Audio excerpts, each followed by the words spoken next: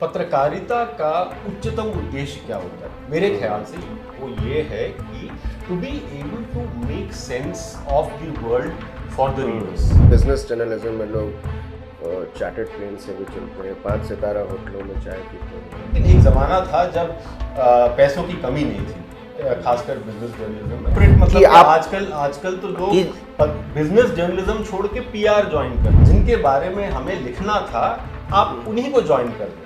बकरा कसाई भाई भाई कैसे।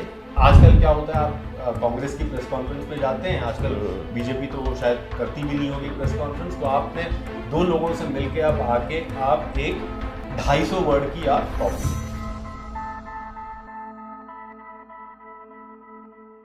नमस्कार, आदाब, सत श्री अकाल, जय भीम, जोहार। मेरा नाम है नवीन कुमार। मैं एक बहुत कठिन बातचीत करने जा रहा हूँ। कठिन बातचीत इसलिए कि आमतौर पर हम पत्रकारिता के जीवन में जिन लोगों से बातचीत करते हैं उनसे हमारा कोई दिली लगाव नहीं होता, कोई आत्मीय रिश्ता नहीं होता।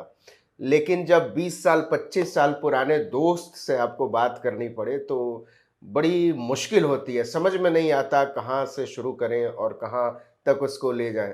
तो हमारे साथ टीआर विवेक हैं। टीआर विवेक पत्रकारिता की पढ़ाई के साथी रहे हैं। हम दोनों ने बहुत ख़राब दौर भी देखा है।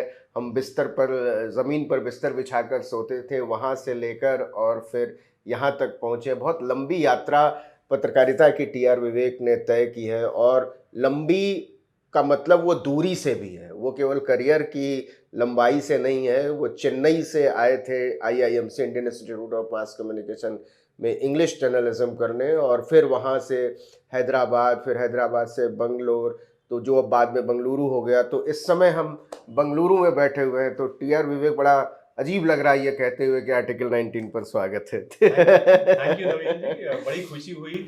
आपने पुरानी यादें ताज़ा कर दी।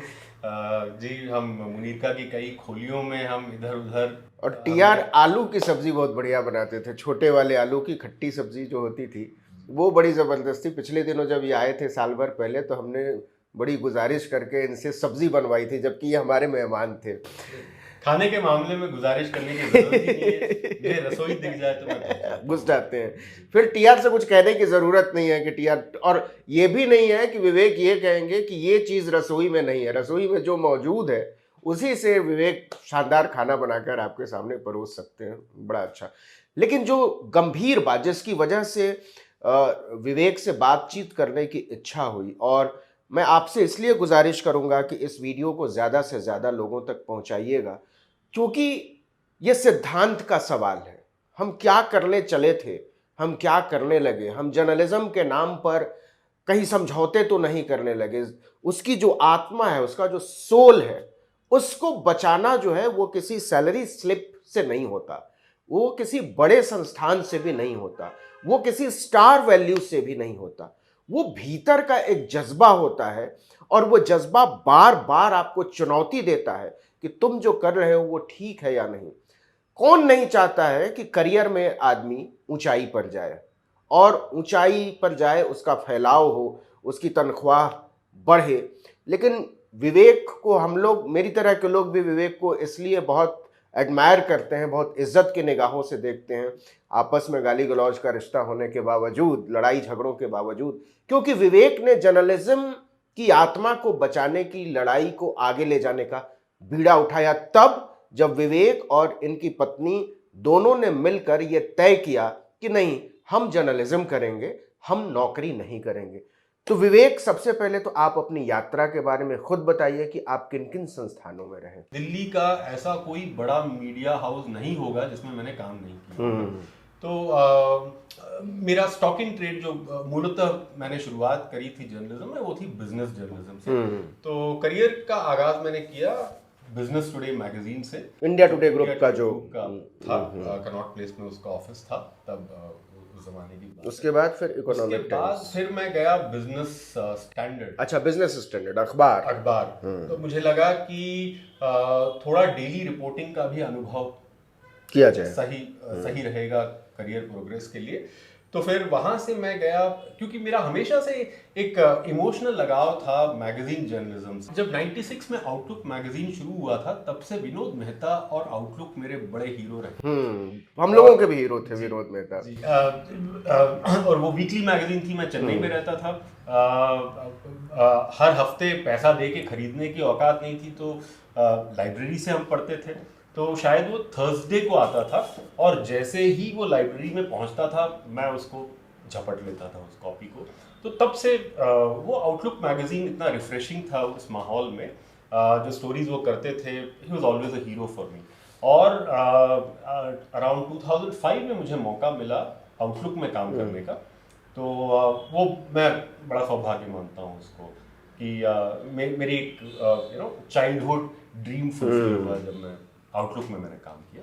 तो आउटलुक के बाद फिर मैं गया इकोनॉमिक टाइम्स, और फिर इकोनॉमिक टाइम्स से मैंने ज्वाइन किया ओपन मैगजीन। अच्छा। एक नई मैगजीन शुरू हुई थी, आरपी गोयनका ग्रुप, संजीव गोयनका ने शुरू करी थी। तो एक नया एक्सपेरिमेंट था, वो बड़ा एक्साइटिंग था।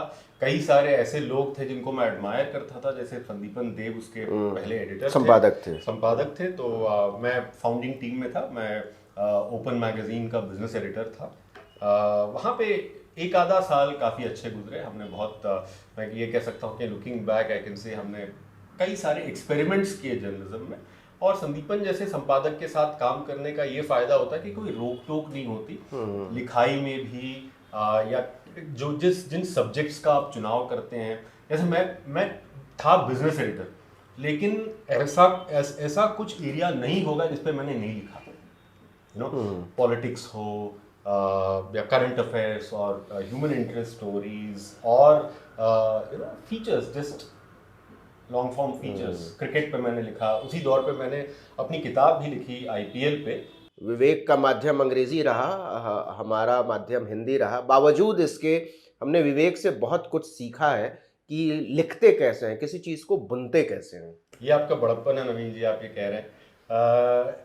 तो जी, वो उसमें जो लॉन्ग फॉर्म राइटिंग में जो क्राफ्ट होता है, जो डिटेल्स होते हैं, ऐसा नहीं कि आप कहीं गए, अब तो खत्म ही हो गई लॉन्ग फॉर्म राइटिंग। बिल्कुल खत्म ही हो गई है। आपने किसी से मिला, आजकल क्या होता है, आप कांग्रेस की प्रेस कॉन्फ्रेंस पे जाते हैं, आजकल बीजेपी तो वो शायद करती भी नहीं होगी प्रेस कॉन्फ्रेंस। तो आपने दो लोगों से मिलके आप आके आप एक 250 वर्ड की आप कॉपी मिलना भी नहीं है, ट्वीट देख लेना है जी, ट्वीट देख लेना। तो उस माहौल में मेरा रुझान हमेशा डिटेल्स पे रहा कि मैं देखिए, पत्रकारिता का उच्चतम उद्देश्य क्या होता है मेरे ख्याल से, वो ये है कि to be able to make sense of the world for the readers. उनको मदद की जाए समाज को समझने में, ताकि वो यथाशक्ति जो भी चीजों को बदलना चाहे वो बदले। तो इसके लिए अब आप क्या कर रहे हैं? अब देखिए साहब, मैंने पिछले साल 2023 में मैंने शुरू किया था theplate.in के नाम से। theplate.in, इसको आप नोट कर लें। संक्षिप्त में बता देता हूँ कि द प्लेट करता क्या है। हमारा उद्देश्य ये है कि किसानों और उपभोक्ताओं के बीच में आज आप देखें कोई संवाद की कोई गुंजाइश नहीं है। संवाद ही नहीं हो रहा तो सहानुभूति। किसान का मतलब लोग किसान आंदोलन समझते हैं, किसान आंदोलन समझते हैं। लेकिन भारत में ये हाल है, जैसे मैंने कहा, मैं 25 साल से मैं पत्रकार रहा हूं, और मैंने सारे न्यूज रूम्स में देखे कि इस मुद्दे पर लिखना तो करीब करीब बंद हो गया।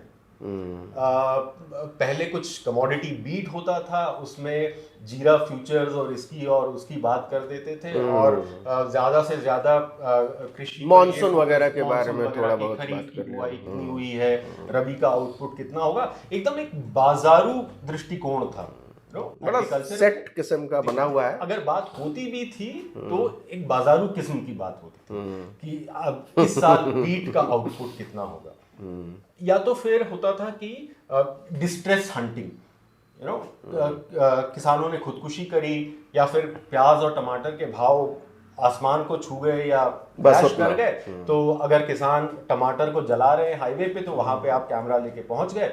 वो अच्छा, आम आदमी का सरोकार खेती किसानी से केवल इतना है कि चीज उनको सस्ती मिलनी चाहिए। उसके अलावा कोई एंगेजमेंट नहीं है।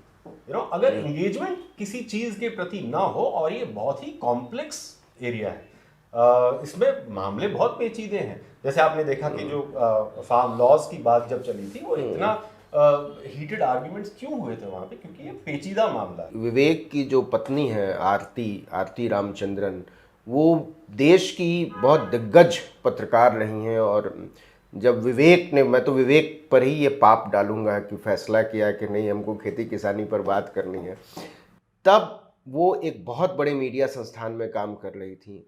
उनका भविष्य कुछ भी हो सकता था, और निश्चित तौर पर ये बहुत बड़ा फैसला रहा होगा, बड़ा जोखिम भरा फैसला रहा होगा, क्योंकि ये ऊंचाई से एकदम सीधे रसातल में जाने का फैसला था। आरती की क्या प्रतिक्रिया थी जब आपने कहा कि छोड़ो चला जाए, नहीं, समेटा जाए? हम दोनों को ये लग रहा था ये एकदम एक कलेक्टिव फैसला था, क्योंकि वो भी जर्नलिस्ट है, तो हमारे घर में ज़्यादातर बातें जर्नलिज्म पे ही होती हैं कि हम अपने आप को कैसे बेहतर बनाएं, हमारा काम कैसे बेहतर हो, कैसे बेहतर लिखें। तो 2012 में उन्होंने एक किताब लिखी थी राहुल गांधी पे, उनकी बायोग्राफी लिखी थी, it is called decoding Rahul Gandhi. ये 2012 की बात है जब देश में यूपीए की सरकार थी, और राहुल गांधी के बारे में पहली दफा बहुत लंबी यात्राएं करके एक किताब आई थी, डिकोडिंग राहुल गांधी। वो विवेक की पत्नी आरती रामचंद्रन ने लिखी थी। हो सकता है आप में से बहुत सारे लोगों ने पढ़ी हो वो किताब। ये कलेक्टिव डिसीजन था, ये एक डिसल्यूशनमेंट था कि न्यूज़ रूम्स में जो हो रहा है वो हमें लगता था कि कहीं ना कहीं वो असली जर्नलिज्म नहीं है। मैंने भी घाट घाट का पानी पी लिया। हर जगह आजकल मान लीजिए, खराब नहीं लगता है कि यार जीवन स्तर कुछ और अच्छा हो सकता था, घर थोड़ा बड़ा हो सकता था, गाड़ी हो सकती थी, कुछ और सुविधा हो सकती थी। अब मतलब आसपास के लोगों को देखकर ही तो कुंठित होता है ना। नहीं, वो अगर आप ऐसा सोचने लगे तो फिर then freedom is not possible. आपको स्वाधीनता नहीं मिल सकती इन सब लौकिक चीज़ों से। आपको तय कर लेना चाहिए। देखिए, जर्नलिज्म का माहौल अभी इतना प्रॉस्परस नहीं है। अभी ये सेक्टर में कई सारी दिक्कतें हैं, तो यहाँ पे तो मैंने सुना है कि बिजनेस जर्नलिज्म में लोग चार्टर्ड प्लेन से भी चलते हैं, 5 सितारा होटलों में चाय पीते हैं। 5 सितारा वो तो हो सकता है, आजकल की स्थिति मुझे पता नहीं इतनी रोजी है कि नहीं, लेकिन एक ज़माना था जब पैसों की कमी नहीं थी, खासकर बिजनेस जर्नलिज्म में, जब नए नए टीवी चैनल आ रहे थे, और बिजनेस में तो ज़्यादा पैसा है ही बिजनेस जर्नलिज्म में। लेकिन आज वो स्थिति मेरे ख्याल से नहीं है। इसीलिए कई सारे जर्नलिस्ट जो लाइफ स्टैंडर्ड की आपने बात कही थी, जीवन स्तर की, क्योंकि जर्नलिज्म वो पूरा नहीं कर पा रहा है, तो इसीलिए वो जर्नलिज्म छोड़ के कॉर्पोरेट सेक्टर में खुद ज्वाइन कर रहे हैं। जिनके बारे में हमें लिखना था, आप उसके बेनिफिशियरी हो जा रहे हैं, आप उन्हीं को ज्वाइन कर रहे हैं। तो मुझे लगा कि छोटा मुंह बड़ी बात हो जाएगी, बकरा कसाई भाई भाई कैसे, नहीं हो सकता। नहीं विवेक, जो मूल सवाल है, और जो लोग भी इस इंटरव्यू को देख रहे हैं वो ये सोच रहे होंगे कि ठीक है आप गड्ढे में कूद गए, हम गड्ढे में क्यों कूदें। उनके लिए आप मत कूदिए, ये इंडिविजुअल फैसला है, ये सबको अपनी अपनी राय सबने खुद चुननी है। ये और ये गड्ढा सबके लिए नहीं हो सकता, सब शायद बहुत आपकी तरह के लोगों के लिए यही ऊंचाई है। बिल्कुल शायद नहीं हो सकता। ये जॉन स्टाइनबेक एक अमेरिकन राइटर है, he is been my hero and inspiration for a very very long time. उनकी किताब द ग्रेप्स ऑफ रॉथ सबसे फेमस किताब है, वो पढ़िए। उन्होंने भी खेती के बारे में लिखा। That book was about grapes of wrath, ये किताब है अबाउट ग्रेप फार्मर्स, जो उस दौर में स्टाइनबेक को बहुत बुरा भला कहा गया था। उनको कहा गया था कि ये जर्नलिज्म के मापदंडों को फॉलो नहीं करते हैं, और भावुक किस्म के इंसान है, भावुक है, और ये वामपंथी हैं, जो पूंजीवादियों का अमेरिका में उस दौर में 1920s और 30s में agriculture was the biggest industry, और कैलिफोर्निया जो उनका मूल स्थान है, वहाँ तो वहाँ खेती होती थी जी। That was called the salad bowl of the world. California almond आप लोग जानते होंगे जी, it is called the salad bowl of the world. तो उन्होंने जो डेली वेज लेबरर्स होते हैं, जो ग्रेप विनयार्ड्स में जो काम करते हैं, तो उनके बारे में, उनकी व्यथा के बारे में किताब लिखी, कितने कम पैसे में वो ग्रेप्स ऑफ रॉथ। तो उनके जीवन में जो जो होता है, और एक्सप्लॉयटेशन जैसे होता है, बड़ी कंपनियां, जो यूनाइटेड फ्रूट कंपनी नाम की सबसे बड़ी कंपनी थी उस जमाने में। तो स्टाइनबेक ने एक बात कही थी कि a writer or a journalist should not aspire for anything more than comfortable poverty. अब आप comfortable मतलब poverty हिंदी में आप आरामदेह कैसे कहेंगे? गरीबी से ज्यादा की उम्मीद नहीं करनी चाहिए, मतलब उतना मिल जाए जितने में आपका काम चलता रहे। आप किसी विलासिता के बारे में न पढ़ें, किसी लग्जरी के बारे में, और जिस दिन आप उसके बारे में पढ़ेंगे उस दिन से आप कुछ भी हो सकते हैं, कम से कम जर्नलिस्ट तो नहीं बचे रह सकते। Am I right? जी जी। तो इट इज लिबरेटिंग, आपको मुक्ति मिल जाती है इन सब कंसर्न से, इन सब छोटे कंसर्न से, लौकिक कंसर्न से कि मैं ईएमआई कैसे दूंगा, बेटी को मैं फॉरेन में मैं कैसे पढ़ाऊंगा, या फिर मैं फॉरेन हॉलिडे में कैसे जाऊंगा, फला ने तो यही बहाना है ज्यादातर मेरे भाई ने पत्रकारों इतना का। बड़ा फ्लैट ले लिया, 2000 स्क्वायर फीट का फ्लैट ले लिया, तो मैं क्यों ना लूं, क्या मैं पिछड़ गया जिंदगी में। ऐसे सवाल तो आते रहते हैं, लेकिन आपने ये फैसला करना है कि आपको क्या करना है। जैसे मैंने बोला कि this is a privilege that I have and this I feel is divine grace that I have been given. How do I put it to use, कितने ज्यादा लोगों के लिए मैं अपना स्किल में प्रयोग करके उनके लिए मैं मदद बहुत सारे जर्नलिज्म के स्टूडेंट भी इस इंटरव्यू को देखेंगे, उनके लिए आपकी सलाह क्या है? वो कितना आपको फॉलो करें, कितना आपके दोस्तों, साथियों, पुराने साथियों को फॉलो करें, करियर को वो क्या समझें? अगर आपसे ईमानदारी से पूछा जाए, अगर आप किसी जर्नलिज्म स्कूल के प्रिंसिपल होते तो क्या बताते? देखिए, जर्नलिज्म में खासकर आजकल के दौर में ये बहुत आसान होगा कि आप डिसइल्यूजन हो जाएं। आपको लगेगा कि सारा गोदी मीडिया है, या फिर आपको लगेगा कि यहाँ पे पैसे नहीं हैं, यहाँ पे मेहनत मशक्क़त बहुत लगती है, या फिर आपको जो आजकल का मीडिया सिस्टम है, यहाँ आपको स्टूडियो या न्यूज़ रूम से बाहर जाने की ज़रूरत ही नहीं है। तो आप डेस्क पे बैठे बैठे ही आप सारा काम आप कर सकते हैं। आपको अपनी तरह के लोग मिले क्या? मतलब अब तो साल भर से ज़्यादा द प्लेट की यात्रा हो गई। कुछ मिले, कुछ मिलना मुश्किल है। लोग ऐसे लोग with the same kind of mentality बिरले ही होते हैं ऐसे लोग। कभी लगा गलती हो गई? नहीं, गलती नहीं है नवीन जी। मैं जो पहला प्रश्न आपका था मैं बता दूं कि यंग पीपल कैसे सोचे जर्नलिज्म के बारे में, बगैर डिसोल्यूशन हुए बगैर आप इर्द गिर्द ना देखें कि मेरा बॉस क्या कहता है, मेरी संस्था का मालिक उसका पॉलिटिकल पोजीशन क्या है, धंधा क्या है, क्या नहीं है। इंडिविजुअल रिस्पॉन्सिबिलिटी लीजिए कि हर दिन जो आप काम करें, आप कल से बेहतर स्टोरी लिखें, और पाठक को ध्यान में रखिए। इंडियन जर्नलिज्म की सबसे बड़ी कमजोरी है कि हमने पाठक के बारे में कभी नहीं सोचा। इसीलिए आप देखेंगे कि इंडियन जर्नलिज्म में इनोवेशन बहुत ही कम होता है। आप 30, 40, 50 साल के पहले टाइम्स ऑफ इंडिया के पेपर को ले लें और आज के पेपर को देखें, तो उसमें आपको ज्यादा फर्क नहीं दिखेगा।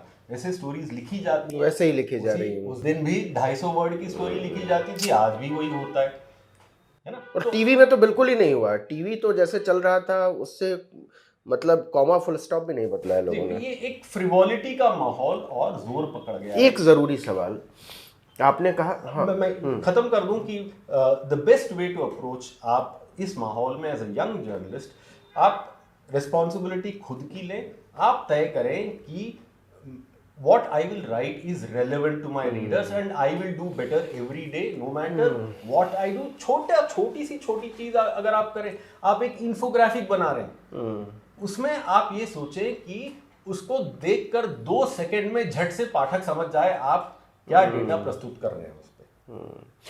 आपने इनोवेशन की बात की कि कुछ बदला नहीं है। किसको जिम्मेदार मानते हैं? मालिक जिम्मेदार है, संपादक जिम्मेदार है, जर्नलिस्ट खुद जिम्मेदार है, समाज जिम्मेदार है, हम और आप जिम्मेदार हैं। हम this is like passing the buck. ये बहुत कन्वीनियंट होता है कि अरे मेरा मालिक बिकाऊ है। मालिक तो बिकाऊ है, लेकिन वो हर एक चीज तो कंट्रोल नहीं कर रहा। आपको किसने रोका कि आप अपनी स्टोरीज बढ़िया लिखें, या फिर आप बेहतर इन्फोग्राफिक्स बनाएं, या फिर आप पाठक का हाथ पकड़ के उनको उनके लिए स्टोरी सरल लिखें। आपको किसने मना किया? ये तो किसी मालिक ने नहीं बोला। ये तो होगा dereliction of duty on our part. I think हम जिम्मेदार हैं। किसी और पे ये ब्लेम डालना आई थिंक कायरता होगी। अच्छा, ये बताइए कि आपका जो द प्लेट है, ये इससे सर्वाइवल संभव है? आपको लगता है कोशिश जारी है। Survival again, as I said, comfortable poverty is what we aspire for. देखिए, इसमें हमें लगता है कि ये काम जरूरी है, किसी न किसी को करना है। ये मेरे जर्नलिज्म के प्रति और मेरे इर्द गिर्द जो मैं चीजें देखता हूँ उसके प्रति, मान लीजिए, एक छोटा सा डिसेंट नोट है। क्या बात है। एक चीज़ जो मैं भूल जाऊंगा वो बीच में, मतलब इन सब विषयों से इतर बता कि टीआर विवेक फाउंटेन पेन के बड़े मुरीद रहे हैं। मैं भी फाउंटेन पेन का मुरीद था और फाउंटेन पेन से मोहब्बत की वजह से हम दोनों के बीच पहली मोहब्बत हुई थी। तो और हम जब विवेक से मिले तो उन्होंने मुझे सुलेखा की स्याही भेंट की, लाल रंग की, क्योंकि मैं थोड़ा सा बाएं बाजू का आदमी हूं तो ये समझते हैं। लेकिन इन सब से इतर जो कमिटमेंट है और जो जर्नलिस्टिक कमिटमेंट है, और जर्नलिस्टिक कमिटमेंट से ज़्यादा वो अपने आप को लेकर जो कमिटमेंट है, वो कितना मैटर करता है आसपास की परिस्थितियों को देखते बस वही मैटर करता है सर। जैसे अर्जुन को सिर्फ मछली की आंख दिखी, जर्नलिस्टों को भी they have to be focused about their work, they have to be very clear about their role in society. ये इसलिए भी इस इंटरव्यू को देखना और समझना ज़रूरी है कि मेरी तरह के लोग फ्री मार्केट के विरोधी रहे, विवेक फ्री मार्केट के पैरोकार रहे, बावजूद हम दोनों कितने अच्छे दोस्त हैं। तो आप समझिए कि कमिटमेंट जो है वो सबसे बड़ी चीज़ है। और अपने आइडियाज़ को लेकर कमिटमेंट, अपनी सोच समझ, अपनी चेतना को लेकर जो हमारी प्रतिबद्धता है वो मैटर करती है। क्योंकि सब कुछ होने के बावजूद अगर अपने उच्च हायर जर्नलिस्टिक करियर को छोड़कर अगर विवेक ने खेती किसानी की बात कहने को चुना है, तो मुझे लगता है कि हमारी तरह के लोगों को, आपकी तरह के लोगों को विवेक और विवेक की तरह के तमाम लोगों का समर्थन करना चाहिए। तो मैं आपसे अपील करता हूं कि इंस्टाग्राम पर विवेक का पेज है द प्लेट के नाम से, प्लेट इंडिया, वहां जाइए और फॉलो कीजिए और उनकी रिपोर्ट्स को देखिए। छोटी छोटी रिपोर्ट्स हैं, 90 सेकंड की, 2 मिनट की, 3 मिनट की,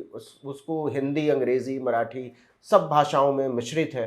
तो उसको आप फॉलो करिए और समझिए कि कहानियाँ कैसे लिखी जाती हैं और कहानियाँ कैसे लिखी और दिखाई जानी चाहिए। आप कुछ कहना चाहते हैं? मैं आपसे एक सवाल करता हूं नवीन जी, इस देश में ऐसा कौन सा सेक्टर है जो इकोनॉमी का 20% कंट्रीब्यूट करता है, जो अपनी आधी आबादी को एम्प्लॉय करता है, और हमारे भारतवर्ष के 40% भूखंड में उसका फैलाव है, और करीब करीब अपने वाटर रिसोर्सेज, जो 90% पानी के रिसोर्सेज हैं, वो इसके लिए जाते हैं।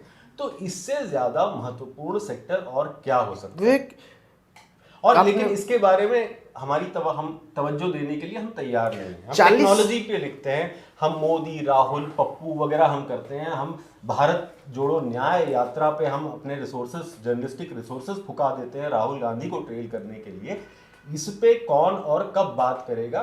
क्या आप मानते हैं या नहीं कि ये सबसे इम्पोर्टेंट क्षेत्र है? अच्छा, बड़ा आयरनी कभी कभी मैं सोचता हूँ, क्योंकि मैंने गन्ना किसानों के साथ मैंने काफ़ी काम किया है, कि सरकार गन्ने की कीमत बढ़ाना चाहती है और चीनी की कीमत घटाना चाहती है। ये वही सरकार कर रही है। वही क्योंकि वो किसान को भी खुश रखना चाहती है, क्योंकि वो वोट बैंक है, और कंज्यूमर्स को भी खुश रखना चाहती है, क्योंकि मिडिल क्लास सबसे बड़ी वोट बैंक है। ये एक अवधारणा है इंडिया में। लोग समझते हैं, स्पेशली जो शहरों में रहते हैं, वो समझते हैं कि किसानों का बड़ा वोट बैंक है। जो भी इंडिया में पॉलिसी बनती है वो रूरल इंडिया को मद्देनजर रख के बनाई जाती है। ये बिल्कुल गलत है, क्योंकि farmers are a fragmented community. UP का जो किसान है उसकी जरूरतें महाराष्ट्र के किसान से बिल्कुल मुख्तलिफ हैं, तो वो एक होमोजीनियस वोट बैंक कभी बन ही नहीं सकते। ये दिस इज द अभिशाप ऑफ किसान्स इन इंडिया, क्योंकि यूनिफाइड वॉइस उनके पास नहीं है, क्योंकि उनके कंसर्न्स बिल्कुल अलग है। सही बात। आपने जो गन्ने की बात कही, गन्ना, देखिए, गन्ना इज अ वाटर गजलर। पानी की खपत इसमें सबसे ज्यादा होती है, और ये हेल्थ के लिए एक हानिकारक चीज है। जैसे तंबाकू पे सरकारों ने रोक लगाई, वैसे चीनी के कंजम्पशन पर भी पाबंदी लगाने की जरूरत है, बिकॉज बगावत हो जाएगी, सरकार गिर जाएगी। आप देशद्रोही बात कर रहे हैं। इसीलिए सरकार आपको चीनी ज्यादा खिला रही है, किसानों को और पैसे दे के अपना ग्राउंड वाटर चूसने की इजाजत उनको दे रही है।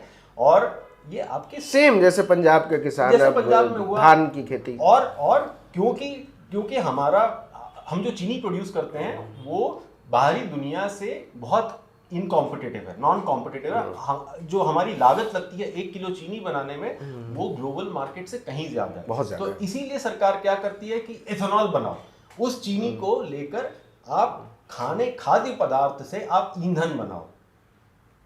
ये एक बहुत डेंजरस पॉलिसी होगा। तो ये टीआर विवेक, मैं फिर से दोहराना चाहता हूँ कि टीआर विवेक हमारे पत्रकारिता की पढ़ाई के दिनों के दोस्त हैं, और बहुत संभल कर बातचीत करते हुए हमने कोशिश की है कि विवेक उन सब मुद्दों पर बात करें जिन पर शायद आम दिनों में ये संकोच करते हैं। तो विवेक, द प्लेट के लिए बहुत बहुत शुभकामनाएं आपको, और द प्लेट जैसे संस्थान की वाकई बहुत ज़रूरत है। और आपसे एक बार फिर से अपील कि द प्लेट.in जी, theplate.in वेबसाइट है, उस पर आप जाइए, उसको पढ़िए और लोगों को भेजिए पढ़ने के लिए। इंस्टाग्राम पर पेज है, अभी शायद यूट्यूब पेज नहीं है। यूट्यूब है, सारे सोशल तो मीडिया आप प्लेटफॉर्म्स में YouTube, Facebook, the plate India है। द प्लेट इंडिया को जाइए, सब्सक्राइब कर लीजिए, लाइक कर लीजिए, और इसको ज़्यादा से ज़्यादा लोगों तक पहुंचाने में मेरी और विवेक की मदद कीजिए। ये मेरी निजी गुजारिश है आपसे। मैं जानता हूँ आप मुझसे बहुत प्यार करते हैं। विवेक, आर्टिकल 19 से बात करने के लिए और मुझसे बात करने के लिए, आर्टिकल 19 तो एक ज़रिया है। आपका बहुत बहुत शुक्रिया। Thank you Naveen. जर्नलिज्म के बारे में बात करना मेरे लिए हम तमिल में कहते हैं कि हलवा खाने की तरह है। हाँ। तो आप आए, हमारे घर आए और हमने हलवा खाया है। तो ये वाकई बड़ी मज़ेदार बातचीत थी, और ऐसी बातचीत हम आप तक पहुंचाते रहेंगे। हम फिर साल भर बाद शायद विवेक दिल्ली आए या मैं बेंगलोर आऊं, तो शायद हम फिर इस 1 साल की यात्रा के बारे में बातचीत करेंगे। आर्टिकल 19 इंडिया को भी लाइक कीजिए, सब्सक्राइब कीजिए, शेयर कीजिए। नमस्कार।